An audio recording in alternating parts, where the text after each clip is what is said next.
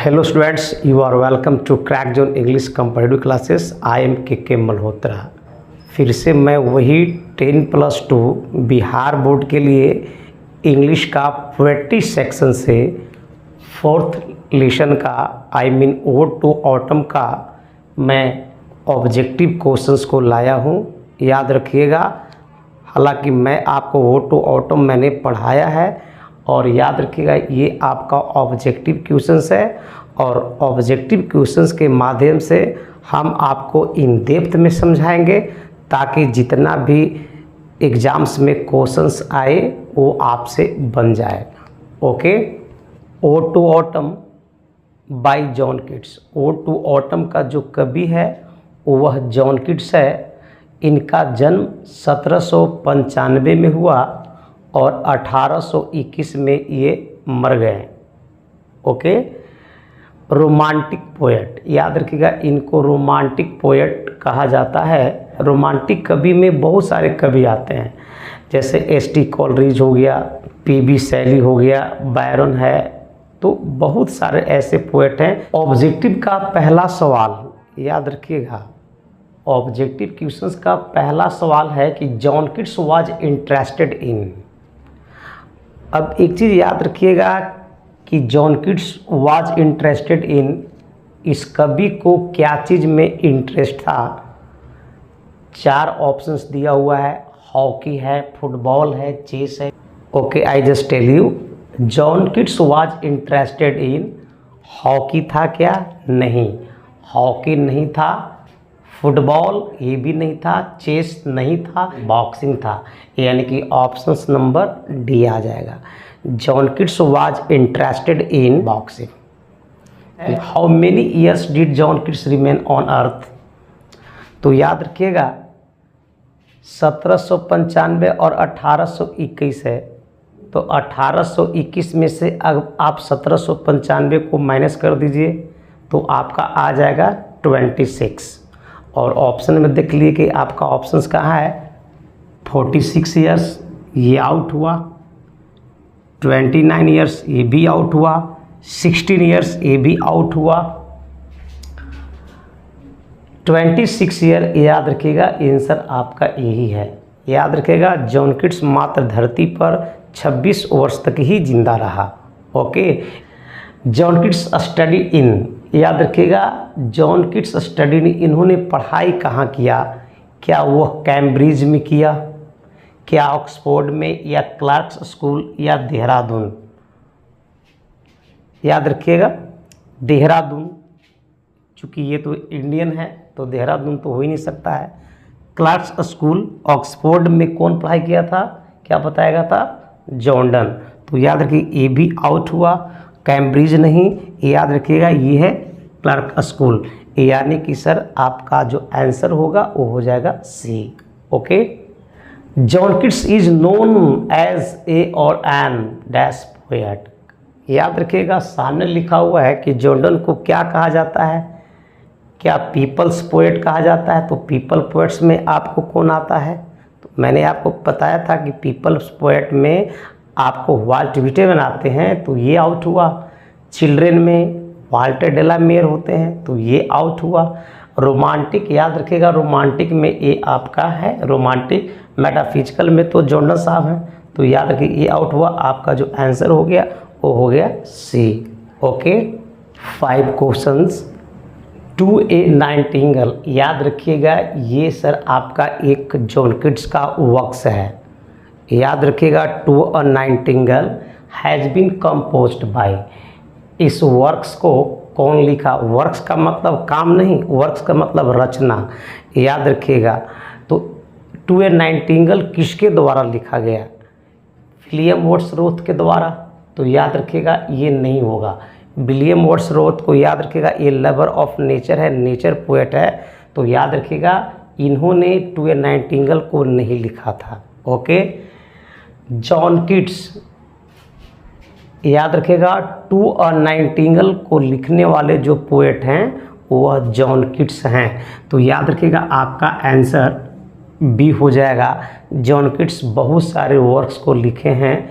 याद रखिएगा to a nightingale है, ऑन अ ग्रेसियन अर्न है, हाइपेरियन है, इंडियोमैन है, टू शाइक है, यानी to a nightingale has been composed by John Keats. W.B. Yeats की अगर हम बात करें तो W.B. ईट्स का पूरा नाम है विलियम बटलर ईट्स, या वो भी हो जाएगा। W.B. ईट्स याद इनका पूरा नाम विलियम बटलर ईट्स है, और विलियम बटलर ईट्स भी बहुत सारे किताब को लिखे हैं। Lines in imitation of Spencer composed bye, क्या ये कंपोज्ड किसके द्वारा लिखा गया है? क्या ऑडेन, ऑडेन का पूरा नाम है W.H. ऑडेन, जो now the leaves are falling fast का पोएट है, ये मॉडर्न पोएट है, तो याद रखिएगा ये आउट हुआ। ईट्स, अभी जस्ट मैं इसका जिक्र किया, W.B. ईट्स इनका पूरा नाम विलियम बटलर ईट्स है, तो ये भी आउट हुए। किट्स याद रखिएगा, इसका जो आंसर हो जाएगा वो हो जाएगा किट्स। और इलियट्स याद रखिएगा, T.S. Eliot, Thomas Stearns Eliot.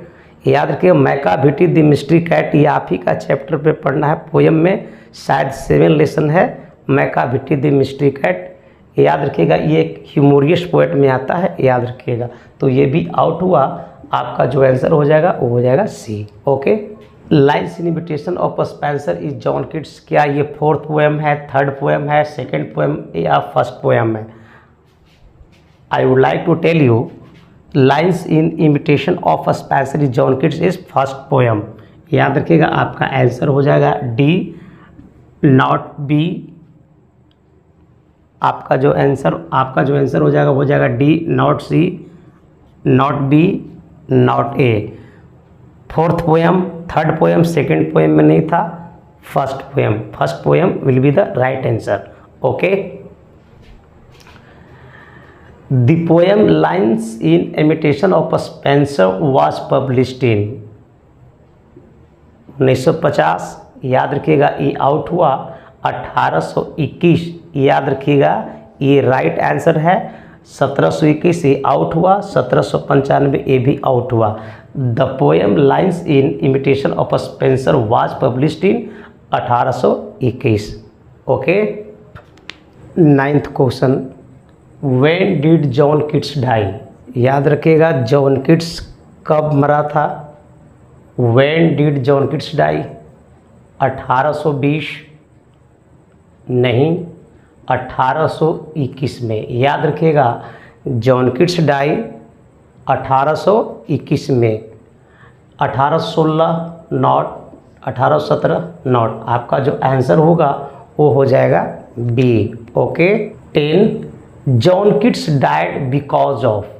याद रखिएगा 9 क्वेश्चन में दिखाया गया कि ये कब मरा था, तो ये मरे थे 1821 में और जन्म लिए थे 1795 में। ओके, बट यहाँ कहा जा रहा है कि John Keats died because of. यहाँ पूछा जा रहा है इस क्वेश्चन में कि John Keats died because of, वो किस कारण से मरे थे। तो क्या आपको पढ़ाया गया था कैंसर? नो, ये कैंसर से नहीं मरे थे। जॉन्डिस? नो। सेप्टिकेमिया? नो। याद रखिएगा सेप्टिकेमिया रूपर्ट ब्रूक मरे थे।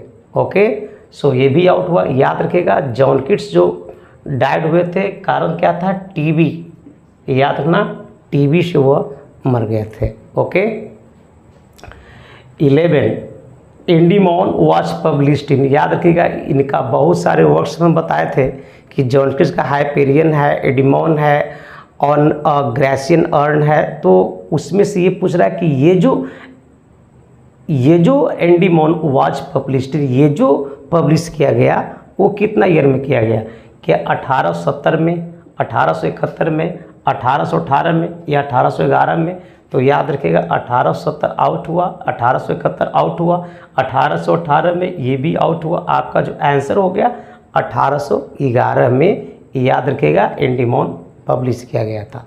Okay, 14 lines is known as. याद है ना 14 लाइन्स इज नोन एज। मैं शुरुआत में ही पढ़ाया था कि यदि किसी भी पोएम को अगर 14 लाइन्स हो, रिमेंबर अगर 14 लाइन्स हो, सोनेट 8 लाइन्स हो, ऑक्टेव याद रखिएगा 14 lines, sonnet 8 lines, octave 7 lines, septet 6 lines, sestet 5 lines, limerick 4 lines, क्वार्टेंट 3 लाइन्स, ट्रिपलेट और 2 लाइन्स कॉपलेट। तो याद रखिएगा 14 लाइन्स क्या बढ़ाए, सोनेट। तो याद रखिएगा ऑक्टेव तो 8 लाइन्स होता है, ये आउट हुआ, ये आउट हुआ। सेप्टेट 7 लाइन, ये भी आउट हुआ। सोनेट याद रखिएगा 14 lines, C will be right answer. और सेस्टेट जो होता है ये तो सर आपका 6 लाइन्स का होता है, तो ये भी आउट हो गया। याद रखिए 14 क्वेश्चन।